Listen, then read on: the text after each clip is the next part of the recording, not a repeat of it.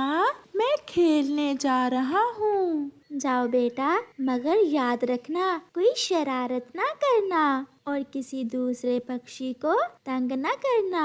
नहीं मम्मा, मैं ऐसा कुछ नहीं करूँगा। फिर कुकू अपने घर से चला जाता है।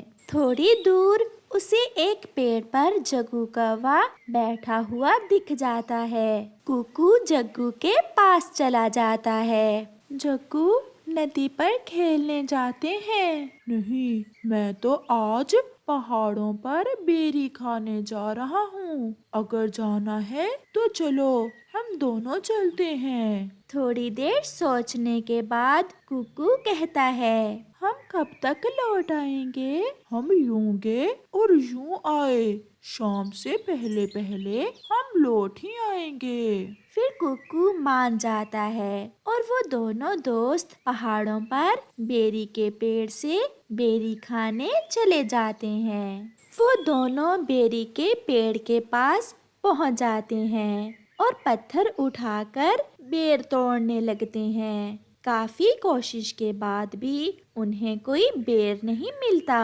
फिर जग्गू कुकू से कहता है, कुकू, तुम पेड़ के ऊपर चढ़ो और बेर तोड़ तोड़ कर नीचे फेंको और मैं इकट्ठे करता हूँ। बाद में हम दोनों आपस में बांट लेंगे।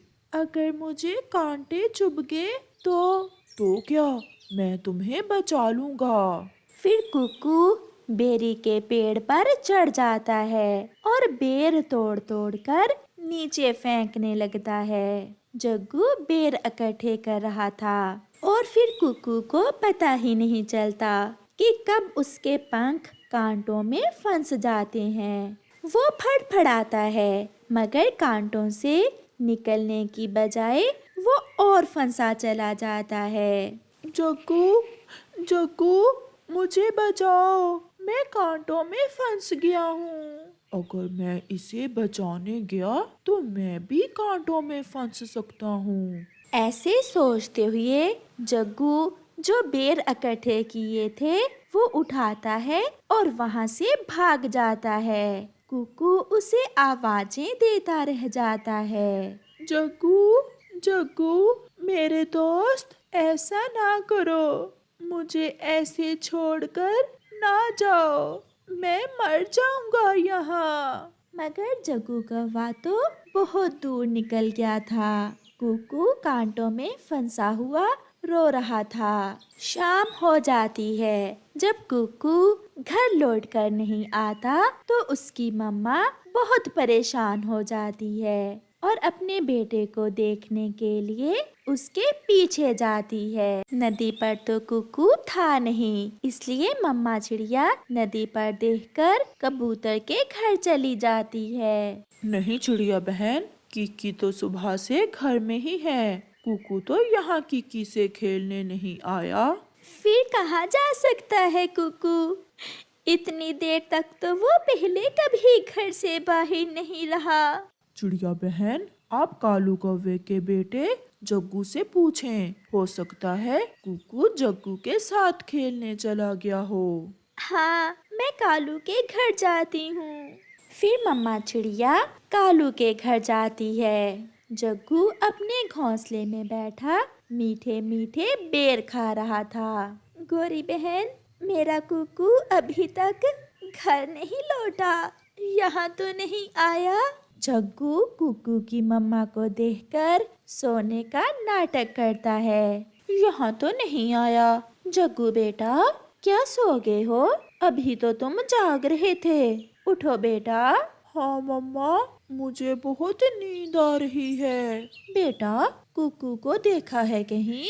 नहीं, मैंने तो उसे नहीं देखा। गोरी कवि को अपने बेटे की बात में झूठ नजर आता है। वो जग्गू से कहती है, जग्गू बेटा, सच बताओ बेटा, कुकू की मम्मा बहुत परेशान है। फिर जग्गू रोने लग जाता है। मम्मा, मम्मा, मैं और कुकू पहाड़ों पर बेरी खाने गए थे। कुकू पेड़ पर चढ़कर बेर तोड़ रहा था कि उसके पंख कांटों में फंस गए और मैं वहां से भाग आया। ये सुनकर मम्मा चिड़िया की तो जान ही निकल जाती है। मेरा बेटा, मेरा कुकू न जाने किस हाल में होगा। बहुत गलत किया जग्गू बेटा, आपने अपने दोस्त के साथ बहुत गलत किया। ऐसा भी करता है कोई अपने दोस्तों के साथ? उसे मुसीबत में छोड़कर वहां से भाग आए तुम।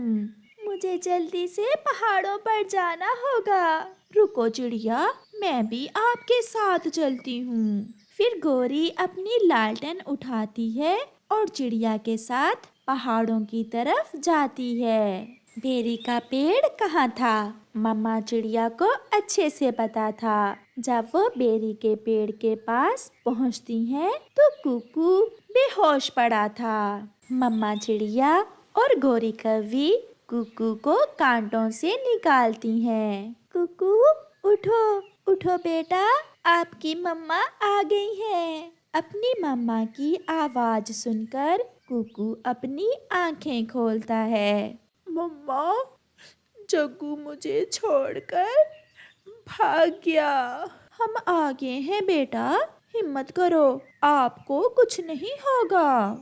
फिर मम्मा चिड़िया कुकू को उठा लेती है और वो सब अपने घर को लौटते हैं। चिड़िया बहुत खुश थी, उसने अपना बेटा बचा लिया था और गोरी कौवी ने भी चिड़िया की बहुत मदद की थी। प्यारे दोस्तों, इस कहानी से हमें सीख मिलती है कि हमें अपने दोस्तों को मुश्किल समय में कभी भी अकेला नहीं छोड़ना चाहिए, बल्कि उनकी मदद करनी चाहिए। गुड़िया पूरे 1 साल की हो गई थी, मगर अभी तक गुड़िया ने बोलना शुरू नहीं किया था, जिसे लेकर उसके मम्मा और पापा बहुत परेशान थे। गुड़िया के पापा ना जाने हमारी गुड़िया कभी बोल भी पाएगी या नहीं। इस उम्र तक तो बच्चे बोलने लगते हैं, मगर हमारी गुड़िया ने अभी तक मम्मा पापा भी कहना शुरू नहीं किया।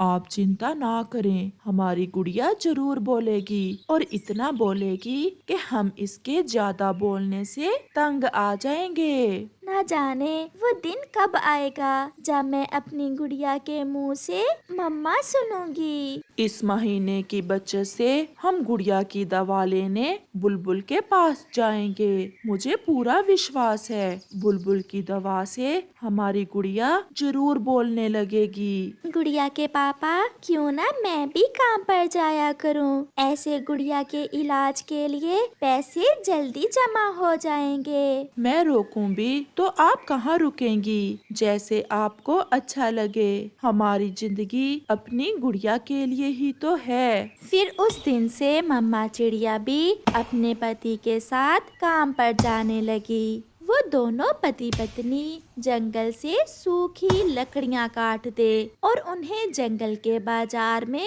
बेचते। चिड़िया, क्या पैसों की ज्यादा जरूरत है जो आप भी काम पर आने लगी हैं? हाँ, हमने पैसे जमा करके अपनी गुड़िया का इलाज करवाना है। हमारी गुड़िया पूरे 1 साल की हो गई है और उसने अभी तक बोलना शुरू नहीं किया। आप इतनी मेहनत कर रहे हैं, ऊपर वाला आपकी मदद जरूर करेगा और आपकी बेटी जरूर बोलेगी। फिर थोड़े थोड़े करके मम्मा चिड़िया इतने पैसे जमा कर लेती है कि अपनी बेटी की दवा लेने जा सके। गुड़िया के पापा, मेरे पास पैसे जमा हो गए हैं, आज मैं अपनी गुड़िया की दवा लेने जा रही हूँ। मैं भी साथ आता हूँ। आप काम पर जाएं, जो 2-4 रुपए आएंगे उससे घर का राशन खरीद लेंगे। फिर ऐसे मम्मा चिड़िया पैसे लेती है और अपनी गुड़िया को साथ लेकर उसकी दवा लेने चली जाती है। मम्मा चिड़िया अपनी बेटी को साथ लेकर जा रही थी। वो पहाड़ों के पास पहुंच जाती है जब 2 जालिम उल्लू उसे देखते हैं। ये चिड़िया कहाँ जा रही है और इसके पास उस पोटली में क्या है?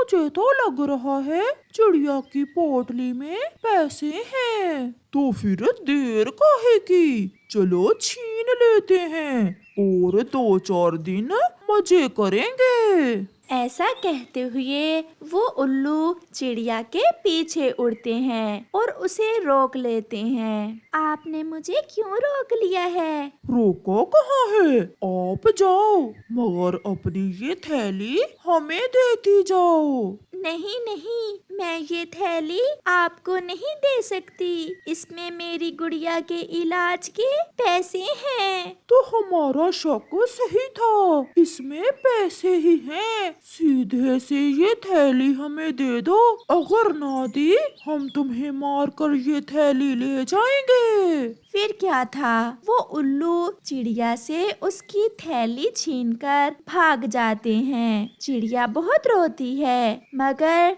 वो उसकी एक नहीं सुनते। चिड़िया बैठी रो रही थी। जालिमो, तुम क्या जानो, हमने ये पैसे कितनी मुश्किल से जमा किए थे।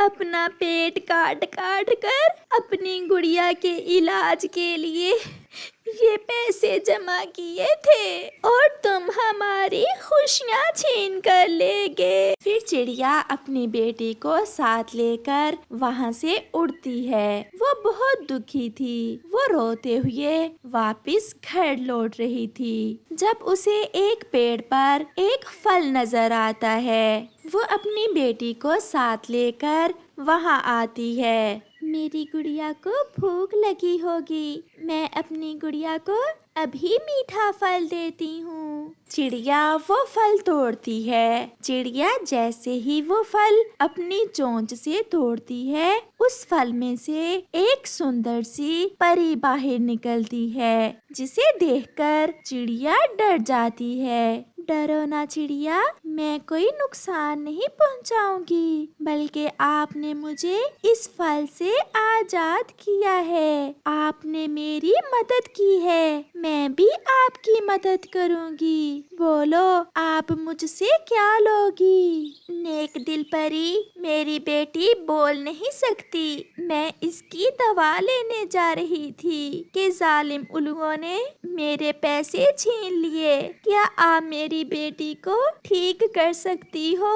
एक काम, मैं आपके लिए केवल एक काम कर सकती हूँ। आप मुझसे धन दौलत, सोना चांदी या कोई बड़ा खजाना ले सकती हो, या फिर अपनी बेटी की आवाज। नेक दिल परी, मुझे कुछ नहीं चाहिए, केवल मेरी बेटी बोलने लग जाए, यही मेरी जिंदगी की सबसे बड़ी खुशी होगी। फिर वो परी अपनी जादुई छड़ी गुड़िया की चोंच पर लगाती है और वहाँ से गायब हो जाती है। मम्मा मम्मा, ये वो आवाज थी जिसे सुनने के लिए चिड़िया तरस रही थी। मेरी गुड़िया ठीक हो गई। अब मेरी गुड़िया बोल सकेगी। आज हमें जिंदगी की सबसे बड़ी खुशी मिल गई। मम्मा, आपने परी से धन दौलत लेने की बजाय